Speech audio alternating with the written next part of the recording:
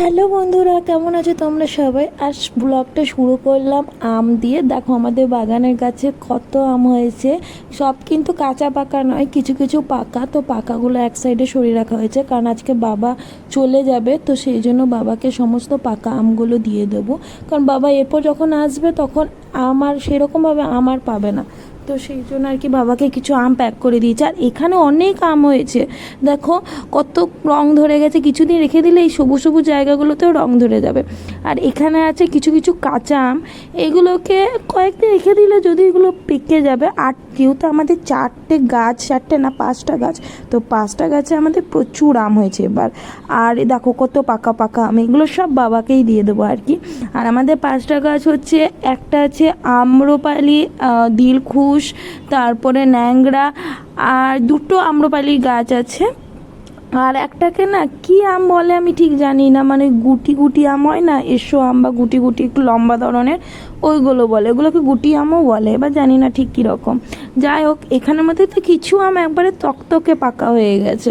তো সত্যি বলছি, আর এত মিষ্টি আমাদের গাছের আমগুলো, কাঁচাতে যতটা টক, পাকাতে ঠিক ততটা মিষ্টি। আর ঠিক এতগুলো প্রত্যেক দিন ঝরঝর করে আম পড়ছে। তো বাবা খেয়ে দিয়ে বেরিয়ে পড়লো। আর মেঘলা মেঘলা করে আছে, আর হাওয়া তো সব সময় দিচ্ছে। ওই দেখো আমাদের কালু দাঁড়িয়ে আছে, ভেবেছে হয়তো খেতে দেবে। তোমরা তো দেখলে বাবা খেয়ে দিয়ে বেরিয়ে গেল। বাবার একটু সকালে যাওয়ার কথা ছিল, কিন্তু আমরা সবাই বললাম যে মেঘমেঘ যখন করেইছে তখন রোদের জন্য বাবা সকালে যাবো বলছিল। তো মেঘমেঘ যখন করেছে তো তুমি খেয়ে দিয়ে যেও। তো বাবা বললো যে বেশ ঠিক আছে। তো বাবা গেল আর বৃষ্টি পড়ছিল, যাক এখন থেমে গেছে। তো তোমাদের একটা কথা বলার জন্য আমি আজকে এই ব্লগটা করছি। এই ব্লগটা প্রথমত করছি, আজকে ফাইনাল ম্যাচ আছে বলে, কেকেআর ভার্সেস হায়দ্রাবাদে, জানি না কে জিতবে। আর সেকেন্ড আছে কিছু কথা বলার জন্য।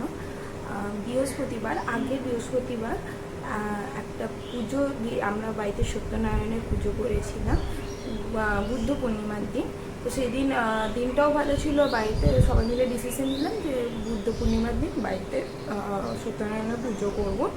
তো আমি অনেক ভিডিও ক্লিপ নিয়েছিলাম প্রথম থেকে, মানে যা যা করেছি সমস্ত ভিডিও ক্লিপ নিয়েছিলাম, কিন্তু মানে দুর্ভাগ্যবশত কিছু কিছু ক্লিপ মানে রেকর্ডিংই হয় নাই মোবাইলের স্টোরেজের জন্য, মানে কিছু কিছু ক্লিপ রেকর্ডিং হয়নি। আর 2-3টে ক্লিপ আমি স্টোরেজ ছিল না বলে ডিলিট করেছিলাম। আমি ভেবেছিলাম যে ডিলিটে এতে গিয়ে পেয়ে যাব, একটা ট্রান্সফর্ম ডিলিট বলে থাকে, ওখানে ভেবেছিলাম যে পেয়ে যাব, কিন্তু আমি ভুল করে ফাইল থেকে করে নিয়েছিলাম। আর ফাইলে এই আপডেটটা চালু হয়নি, একমাত্র ইমেজ বা গ্যালারিতে চালু হয়েছে। তো কি করব, তো কিছু কিছু ক্লিপ আছে যেগুলো আমি এই ব্লগটাতে দিয়ে দিচ্ছি, তোমরা একটু দেখে নাও। কিছু করার নেই, কারণ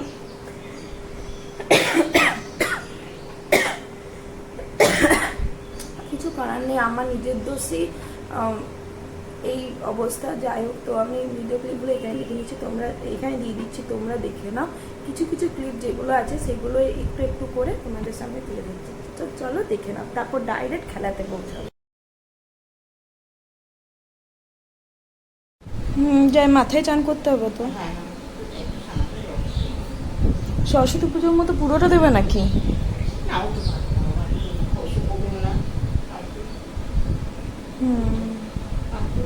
এর ওপরে চা পাতবে না?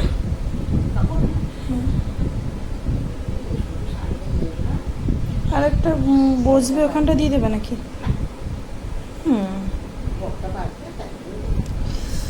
যাই, মাথায় চান করতে হবে তো, মাথায় চান করে দেখলেই প্রথমে যে আলপনা দেওয়া হচ্ছে নিচে।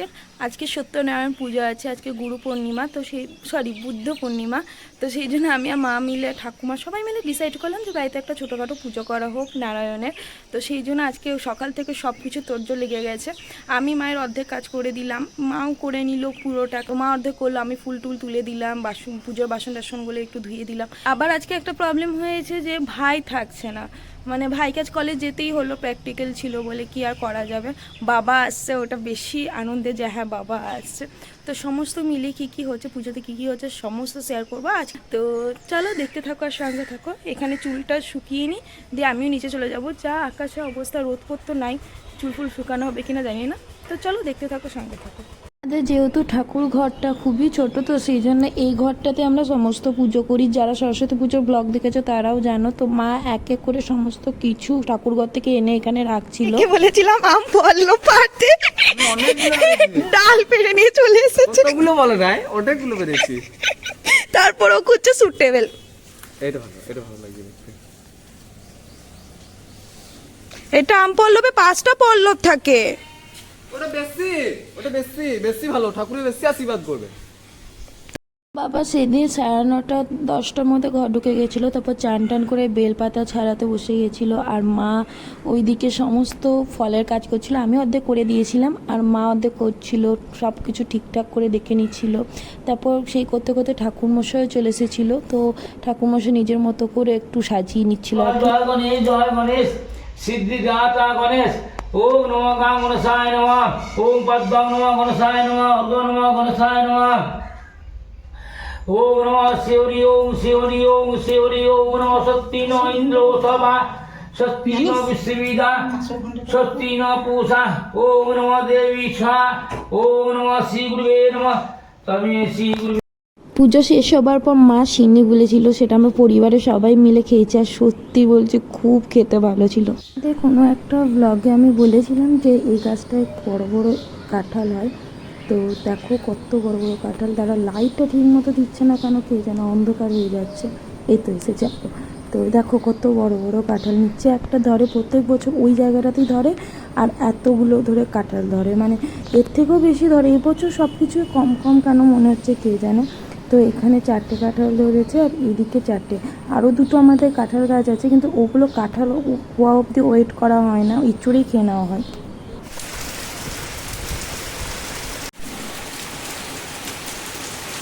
রাস্তা দিয়ে যা, রাস্তা দিয়ে যা।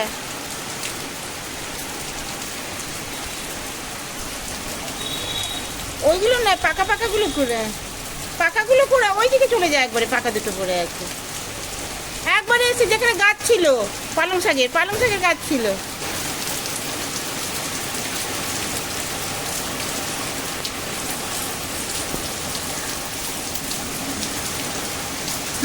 চলে আয়।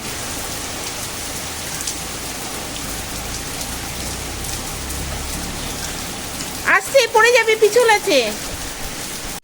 এই 2টো আম কুড়িয়ে নিয়ে চলে এলাম, কারণ মায়ের মনে ছিল এই 2টো আম পেকে গেছে, কিন্তু সেরকম পাকে নাই। এইটাতে তার রং, তাও রং ধরেছে, এটাতে সেরকম রং ধরে নাই।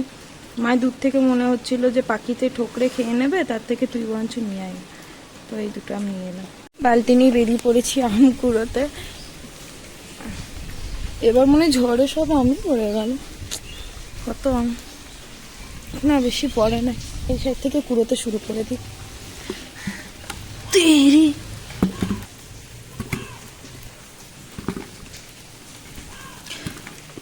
এবার আম কুড়োতে অসুবিধা হচ্ছে, কারণ প্রচুর আম পড়েছে তো এই সাইডটাই, হয়তো তোমরা বুঝতে পারছো না। তো আমগুলো কুড়িয়ে নিই, তারপরে একবারে দেখো। সাইডের আমতলা কমপ্লিট হলো না, আমি বালতি চেঞ্জ করবো, মানে কত আম হয়েছে এই দেখো। তো তুলে নিই, তারপর আবার দেখো।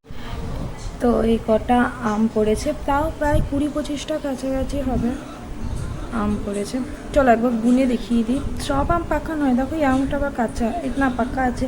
ভিতরে আম আছে, ওগুলো কাঁচা। আমি পাকাগুলো উপরে রেখেছি, আমি ধুয়ে নিয়েছি আমগুলো একবার। তো চলো তোমাদের একবার দেখিয়ে দিই। 1টা 2টো 3টে 4টে 5টা 6টা 7টা 8টা 9টা 10টা 11টা 12টা 13টা 14টা 15টা 16টা 17টা 18টা 19টা 20টা 21টা